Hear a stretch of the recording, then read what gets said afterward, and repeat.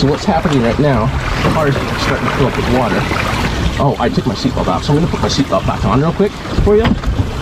So that way we can show cutting the seatbelt and across there, and you want to cut sideways with it.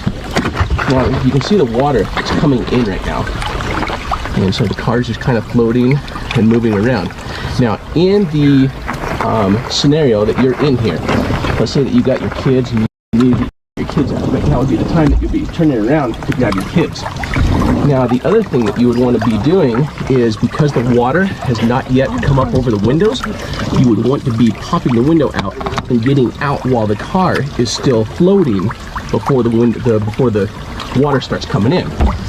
But what we want to do is we want to show like a really good true representation of, you know, how much time you actually have in here. So the car is still floating, it's still filling with water. In fact, I'll show you this as the water's coming in.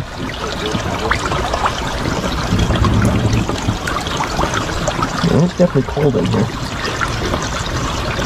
All right, so now you can see that the water's starting to come up over the window right here. Oh, the windshield wipers are still working. I'm gonna turn the car off. Oh, it's getting cold. Like I said, you have plenty of time. You could have already been out, safe, but I want to show you with the car fully submerged underwater using the window breaker. This is where like people normally climb to the back seat. Okay, so you see how much air is still in the back of it there.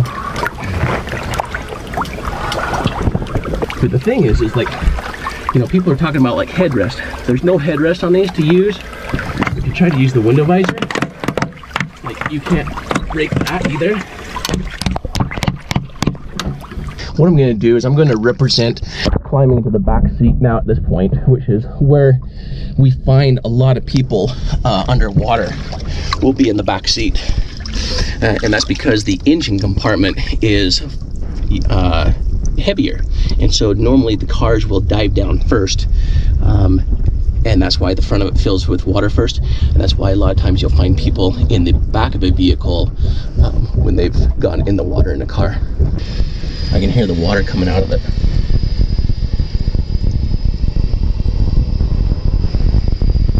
It's still filling up. And I'll show the window breaker working under the water here. And so I'm going to take it. It has a push on this side.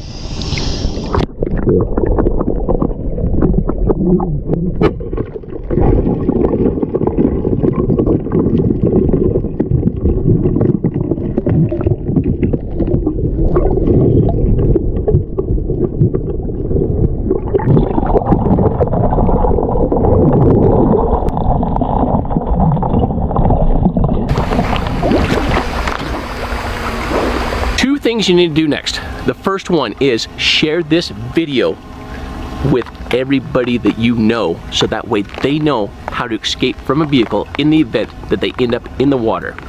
The second thing you need to do, pick yourself up some window breakers.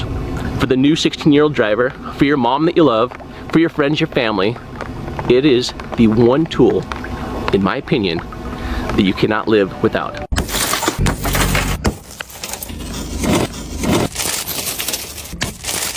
Some people say, hey, you can grab the back headrest. Now, imagine the car is either upside down or you just got in a wreck where you're just, you know, you're in the water at this point in time.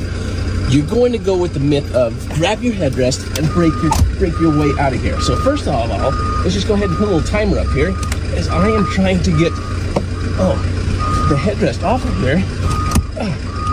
And I cannot get that headrest off of here. Now the car, at this point in time, think about it. It's sinking, it's going underwater, and I cannot get that out of here. Let me go across the way to this one and see what I can do to get that out. And same thing, that headrest does not come out. Some people also say, well, just grab the visor. You can break the visor off and you can use that to break your window. Well, first of all, that's plastic, I did that. And I can't use that to get out. So let me take the mirror. Let me see if I can use the mirror to break my way out of here.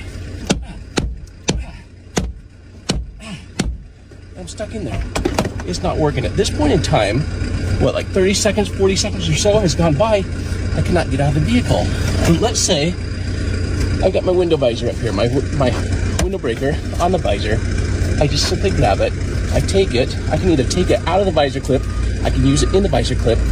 What I'm going to do, put that flat part against the glass, just like this. One push, it breaks, and I'm out within seconds.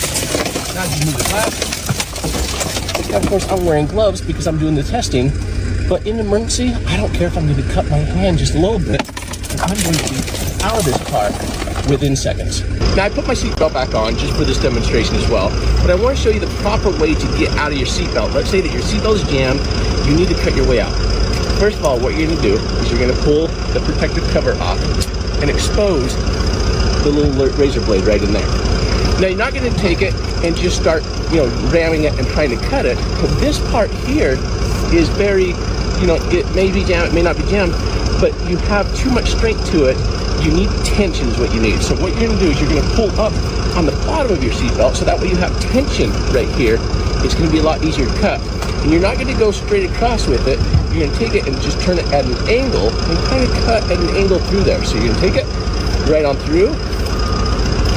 That's it. And you're out using the seatbelt cutter.